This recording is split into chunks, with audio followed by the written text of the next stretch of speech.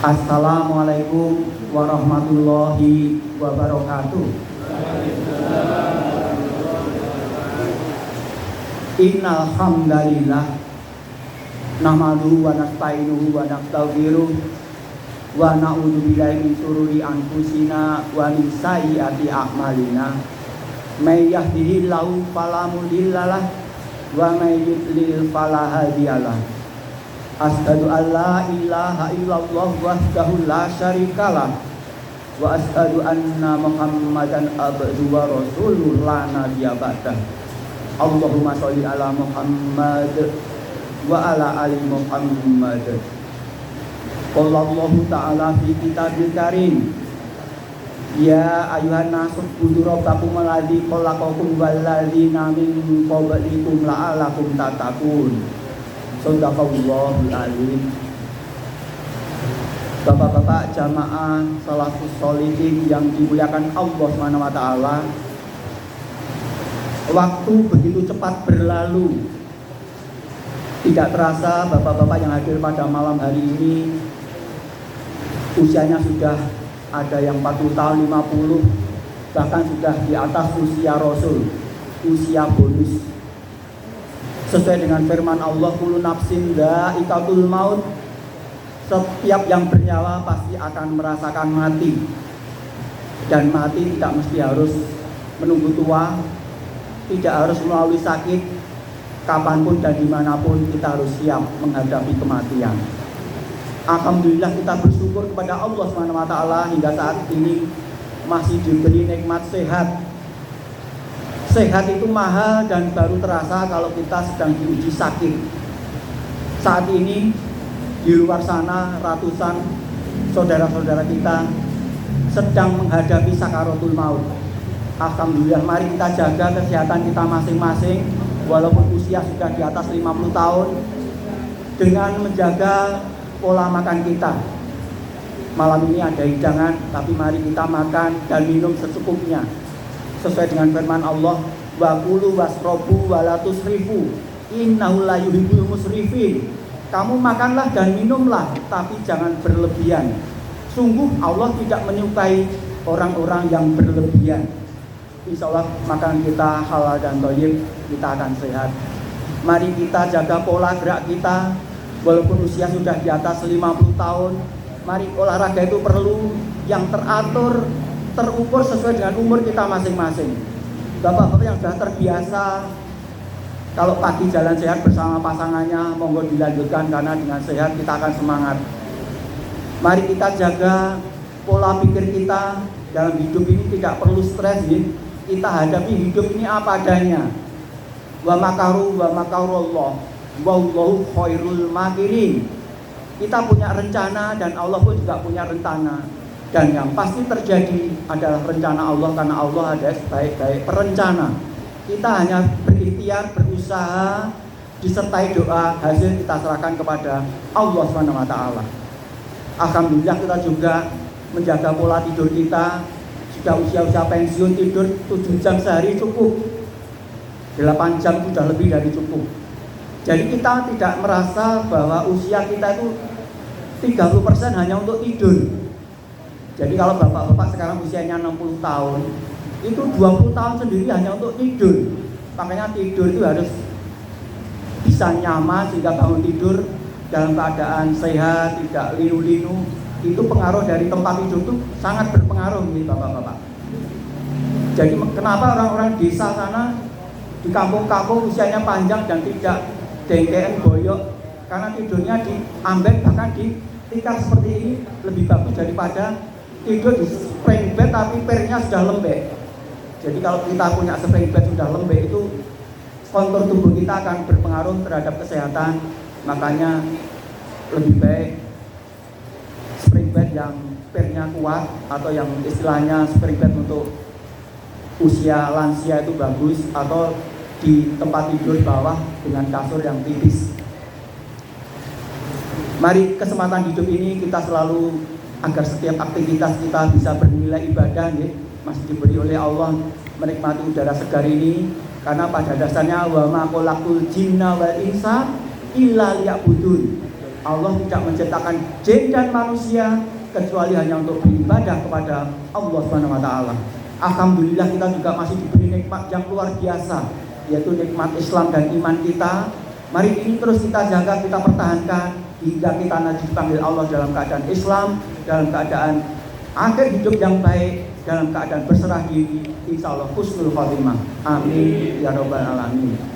Sholawat dan salam tetap tercurah kepada Nabi besar kita, Nabi Muhammad Sallallahu Alaihi Wasallam. Mudah-mudahan kita semua yang hadir ini dengan banyak bersolawat Nabi atas izin Allah, kita mendapatkan syafaat di hari perhitungan amal nanti sehingga surga yang kita idam-idamkan bisa terwujud. Bapak-bapak yang dimuliakan Allah SWT, masih dalam suasana Idul Fitri, masih di bulan Syawal, izinkan kami mengucapkan taqabbalallahu minna wa minkum minal aidin wal faizin. Mohon maaf lahir dan batin.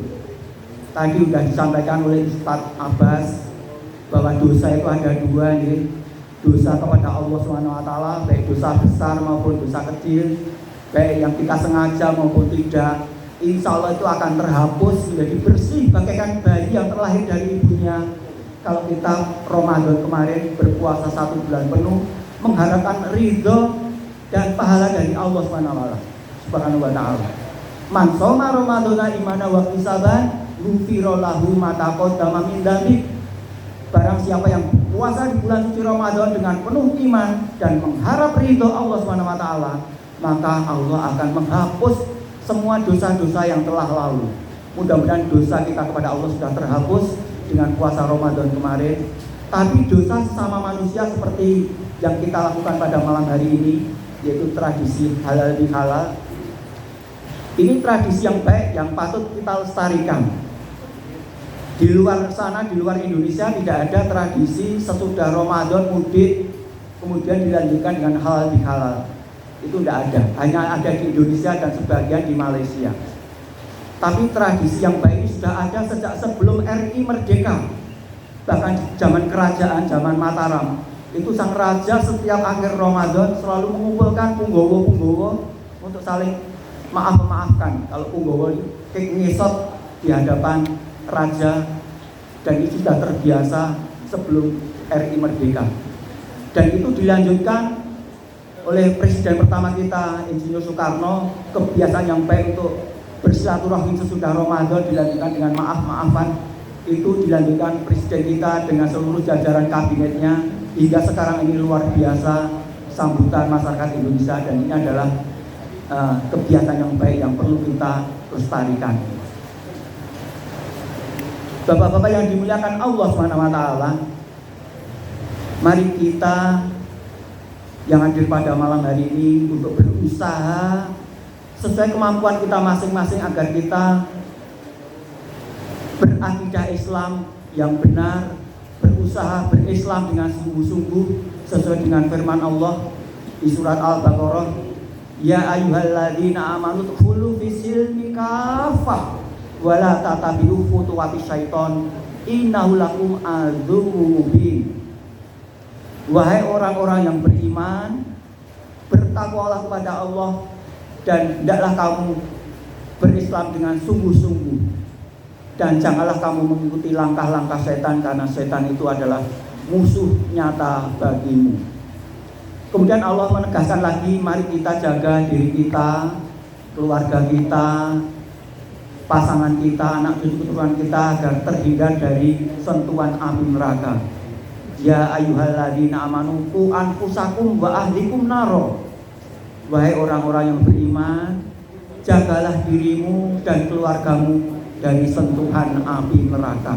Ini yang harus kita perhatikan dalam hidup ini agar kita bahagia di dunia wal akhirah, tidak hanya diri kita tapi seluruh keluarga kita, bahkan kalau perlu seluruh sahabat-sahabat kita bahagia di dunia seperti malam hari ini, dilanjutkan dengan bahagia di akhirat nanti di surga. Bapak-bapak yang dimuliakan Allah SWT, kita jangan sampai seperti orang-orang di luar sana ya. Banyak orang-orang di luar sana yang merasa kagum atas keberhasilan dan kesuksesan orang-orang non-muslim dalam menundukkan dunia, dalam mencari dunia itu mereka luar biasa, sukses. Itu adalah banyakkan mereka karena yang dipikir adalah dunia. Kita punya cara sendiri dalam mendudukkan dunia ini agar kita berhati-hati jangan sampai silau kepada mereka. Karena apa? Amalan yang diterima oleh Allah yaitu amalan mereka yang beriman dan beramal soleh. Sesuai dengan firman Allah, man amila solihah min zakarin aw unsa wa huwa mu'minun falanuhyanahu hayatan thayyibah. Siapapun yang beramal soleh, baik laki-laki maupun perempuan, dan mereka dalam keadaan Islam, maka Allah akan menjamin kebahagiaan di dunia, insya Allah bahagia di akhirat. Jadi agar syarat amal kita diterima harus dalam keadaan Islam. Alhamdulillah kita bersyukur ya, sudah terlahir dari orang tua yang beragama Islam. Kasihan mereka yang sejak lahir sudah non muslim dan amalannya tertolak karena syaratnya harus dalam keadaan Islam tadi. Mari kita dalam hidup di dunia ini jangan hanya kita soleh secara individu ya, soleh secara vertikal, tapi mari kita juga harus soleh secara horizontal. Hablum minallah kita mari kita jaga, dan hablum minanas kita mari kita pertahankan, sehingga hablum minallahnya baik dan hablum minanasnya juga baik. Orang-orang di luar sana hanya hablum minanasnya baik, tapi hablum minallahnya ditolak oleh Allah.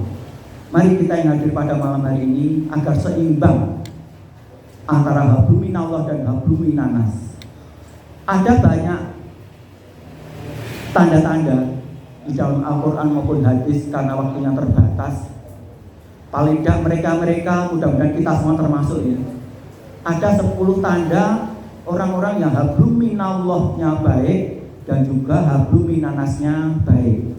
Yang pertama, sesuai dengan Al-Quranul Karim di surat Al-Bayyinah ayat ke-7, yaitu mereka yang takwa, benar-benar takwa dan dijamin ketakwaannya bagus, yaitu mereka yang beriman dilanjutkan dengan amal soleh. Innalladzina amanu wa amilus solihati ulaika hum khairul bariyah. Al-Bayyinah ayat 7. Orang-orang yang beriman dan beramal soleh, mereka adalah sebaik-baik makhluk. Ini insya Allah ada pada diri kita, karena kita tidak hanya soleh secara individu, tapi kita juga hablum minasnya baik. Itu yang pertama. Yang kedua, mereka yang insya Allah hablum minasnya baik dan hablum minallahnya baik, yaitu mereka yang dalam hidupnya mencintai Al-Quranul Karim dan mau mengamalkannya. Itu dalam hadis juga ada, sebaik-baik di antara kamu adalah yang mau mempelajari Al-Quran dan mau mengamalkannya. Kita sudah terbiasa dengan membaca, yang sudah lancar monggo dilanjut setiap hari. Kalau perlu ditambah, tidak hanya sekedar membaca, karena harus mengamalkan Al-Quranul Karim, berusaha untuk memahami maknanya ya. Pelan-pelan tartil di rumah, karena waktunya kita kan pensiun banyak. Al-Baqarah mulai ayat 1 sampai 20 tahu maknanya, dilanjut terus, akhirnya surat-surat yang maknanya langsung bisa kita cerna, itu kita tulis sendiri. Itu bisa sebagai pelajaran untuk anak cucu kita. Oh, ini ternyata Al-Baqarah ayat 21 bagus, Al-Baqarah ayat 45 bagus artinya, sehingga terus dicatat. Itu berarti kita usaha tidak hanya mempelajari Al-Quran, tapi mengamalkan dalam kehidupan sehari-hari. Insya Allah kita bisa ya. Yang kedua. Yang ketiga, agar baik di mata Allah dan juga baik di mata manusia, yaitu mereka yang oleh Allah diberi umur yang panjang. Umur yang panjang itu tolak ukurnya sudah melebihi usia Rasul. Tapi mereka diberi umur panjang dan umur itu masih bisa membawa manfaat bagi orang banyak. Mudah-mudahan kita yang usia bonus ini masih diperlukan oleh keluarga kita, masih bisa memberi contoh kepada anak cucu kita, masih bermanfaat untuk jamaah yang lain. Insya Allah yang nomor 3 ini kita bisa nih. Umur yang panjang dengan menjaga sehat tadi, tapi juga berusaha agar keberadaan kita bermanfaat bagi lingkungan sekitar. Itu yang ketiga. Yang keempat, Bapak-bapak yang dimuliakan Allah SWT, yaitu mereka-mereka yang baik di mata Allah dan juga baik di mata manusia, yaitu mereka-mereka yang oleh Allah diberi umur yang barokah. Jadi umur yang barokah itu tidak mesti harus tua, tapi setiap aktivitas mulai dari bangun tidur hingga mau tidur lagi, semuanya nilainya ibadah. Umur yang barokah itu umur yang setiap aktivitas banyak membawa manfaat bagi diri, bagi saudara, bagi keluarga, bagi lingkungan, bahkan bagi jamaah yang lain. Khairun nas anfa'uhum linas. Sebaik-baik manusia adalah manusia yang banyak membawa manfaat bagi orang banyak. Contoh, masih usia 40 tahun tapi ilmunya sudah luar biasa. Sebagai dai sudah ceramah di mana-mana karena ilmu yang barokah tadi, umur yang berkah tadi. Ada juga umur masih 40 tahun tapi sudah menulis puluhan buku. Itu alhamdulillah, mereka diberi umur yang berkah. Mudah-mudahan kita juga oleh Allah diberi umur yang berkah, yang banyak membawa manfaat bagi orang banyak. Yang kelima, ma'asyiral muslimin rahimakumullah, bahwa orang-orang yang hablum minallahnya baik dan dijamin hablum minannasnya juga baik, yaitu mereka-mereka yang oleh Allah diberi kelebihan rezeki, tapi dengan kelebihan rezeki itu masih dalam ketakwaan. Jadi harta bagi mereka cukup di tangan, mudah berbagi. Ini banyak contoh di dalam Al-Quranul Karim. Mereka-mereka, bahkan para nabi maupun sahabat, diberi kelebihan rezeki tapi tetap dalam ketakwaan. Contohnya Nabi Sulaiman, punya kerajaan yang luar biasa, tapi Nabi Sulaiman tetap dalam ketakwaan, bahkan bisa menundukkan Ratu Balqis akhirnya menjadi istri. Ada juga Nabi Daud, kemewahan tapi tetap dalam ketakwaan. Contoh sahabat yang sampai diabadikan oleh Al-Quran turunnya surat Al-Fajr, yaitu Utsman bin Affan, sahabat Rasul yang sudah dijamin masuk surga tanpa hisab. Jadi Utsman itu membeli sumur Yahudi. Nabi, ini riwayat dari Ibnu Abbas, bahwa suatu saat Nabi ingin membeli sumur Yahudi, tapi karena harganya sangat mahal ditawarkan kepada siapa yang mau membeli sumur Yahudi maka akan diampuni dosa-dosa oleh Allah SWT. Akhirnya Utsman, karena dia punya kekayaan yang luar biasa, walaupun harganya senilai 2000 ekor domba, kalau dirupiahkan mungkin 4 miliar, itu dibeli oleh Utsman dengan ikhlas karena ini untuk jamaah banyak. Dengan adanya Utsman membeli sumur Yahudi tadi, turun wahyu Al-Fajr ayat 27 sampai 30. Ya ayat Tuhan nafsul mutmainnah, irji'i ila rabbiki radiyatan mardiyah fadkhuli fi ibadi wadkhuli jannati. Surat ini turun karena kebaikan Utsman bin Affan yang sekarang hartanya masih terus di Arab Saudi karena amal jariah tadi, terus beranak pinak sampai luar biasa. Walaupun mereka sudah tiada, tapi umur yang berkah tadi, walaupun Utsman sudah meninggal, tapi hartanya terus mengalir terus, amal jariahnya terus. Jadi mereka hidup dalam kehidupan dan mereka tetap hidup walaupun sudah dalam kematian. Jangan sampai ada di antara saudara-saudara kita yang dalam kondisi hidup aja sudah dianggap mati karena ngerepotkan orang lain, apalagi nanti kalau sudah meninggal, mati dalam kehidupan dan tetap mati dalam kematian. Jangan sampai. Jadi yang kelima, contoh yang diberi harta tapi mudah berbagi. Mudah-mudahan kita yang sudah usia lanjut ini, kalau ada kelebihan harta, monggo kita berbagi sesama jamaah. Saya ada kelebihan rezeki, ayo urunan untuk wisata bersama jamaah, gendong ngidit untuk sewa bis biar meringankan jamaah yang lain. Saya ingin ada kegiatan seperti ini di Masjid Istiqomah. Sudah lama nggak ada tur bersama jamaah. Barangkali ada 1-2 donatur yang kelebihan rezeki, monggo bisa dimulai nanti sudah bulan Syawal ini. Ini contoh yang kelima tadi, agar hablum minallahnya baik dan hablum minannasnya itu harus punya rezeki tapi cukup di tangan, mudah berbagi.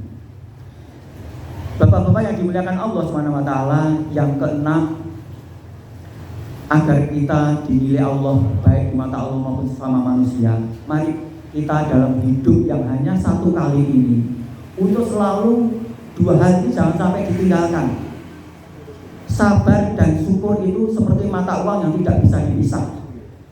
Kalau kita sedang diuji oleh Allah, ujian apapun, kita harus tetap sabar. Innallaha ma'as-sabirin. Sabar dalam menjalankan perintah-perintah Allah sesuai kemampuan kita, sholat 5 waktu dengan sabar. Sabar dalam menjalankan dan menjauhi larangan-larangan Allah harus kita usahakan. Jadi ujian itu bisa ujian dari manusia, godaan setan dan seterusnya. Kita harus sabar dalam setiap ujian dan bersyukur apabila kita mendapatkan nikmat. Insya Allah kita selalu di antara dua itu harus kita harus selalu positif thinking terhadap Allah Subhanahu wa taala. Apapun yang terjadi pada diri kita itu adalah yang terbaik untuk kita agar kita meningkat ketakwaan kita. Kemudian yang ketujuh, Bapak-bapak yang dimuliakan Allah Subhanahu wa taala, kita hidup hanya sekali, mari kita untuk istiqomah sesuai dengan nama masjid kita.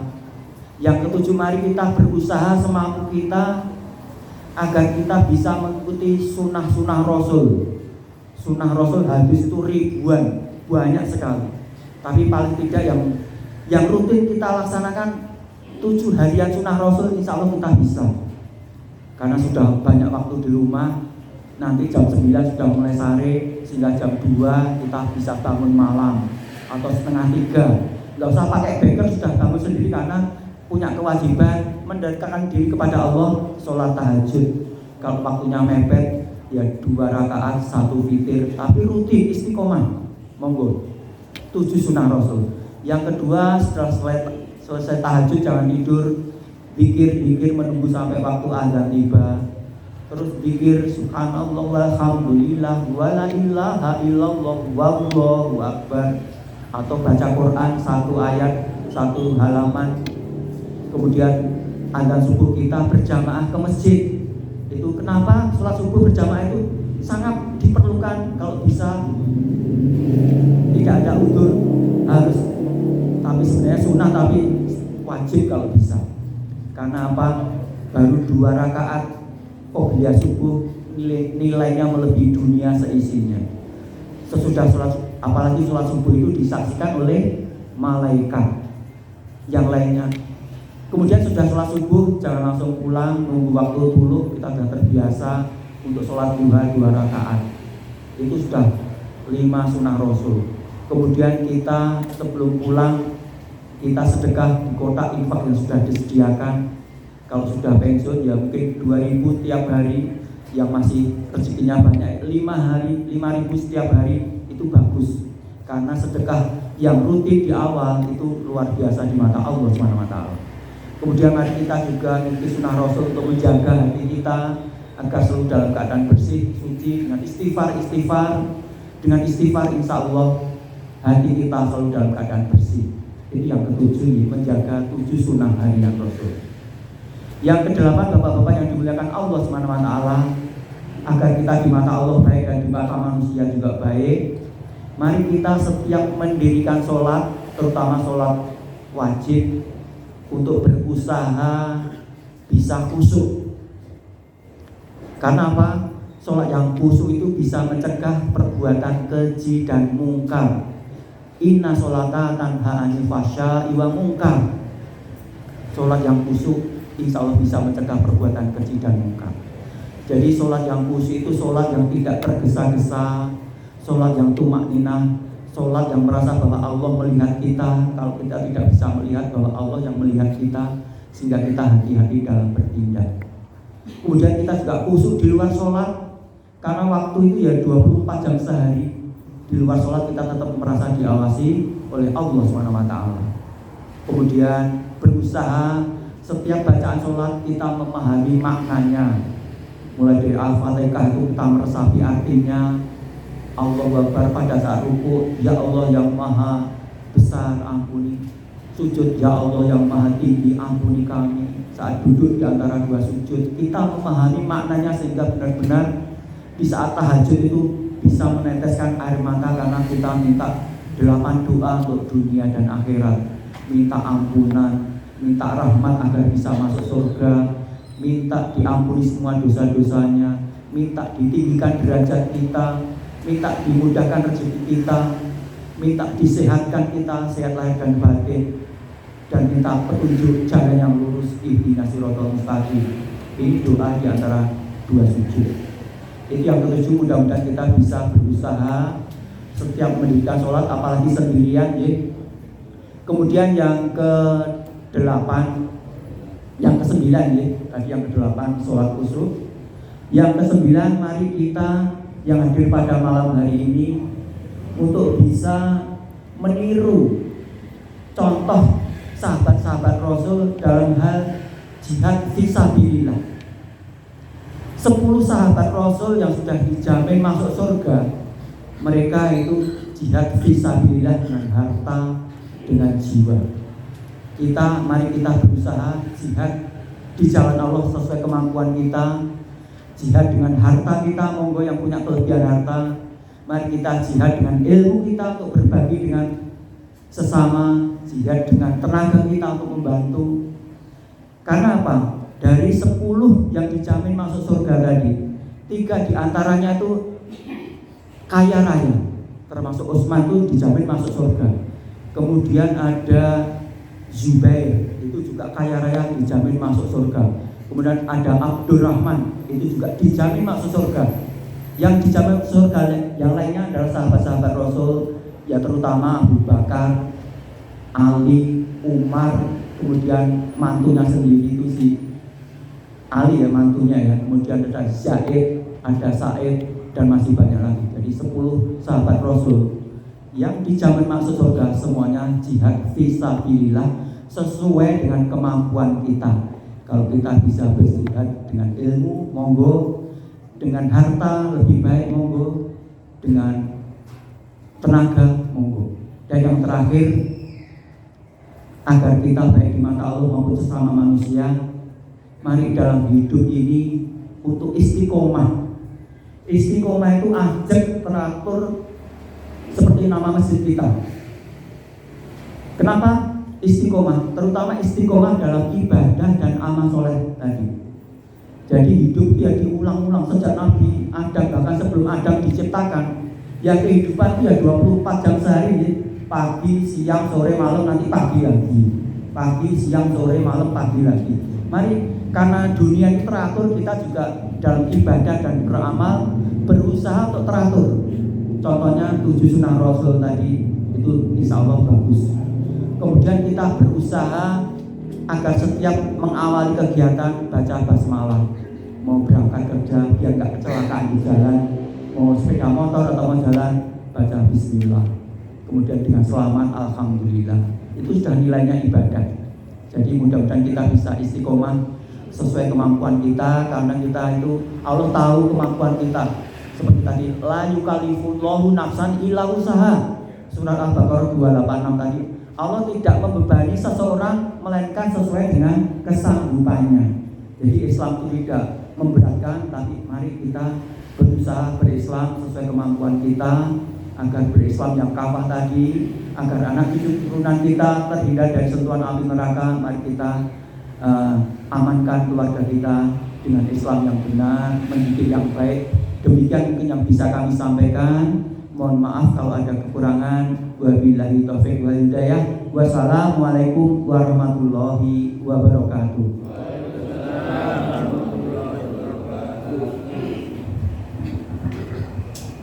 Moga baru mengikuti hasanah yang diucapkan dari Bapak Kiai Ciksa.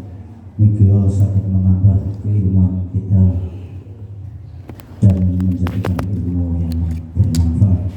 Acara selanjutnya menikah benar-benar bersalam-salaman serta dilanjut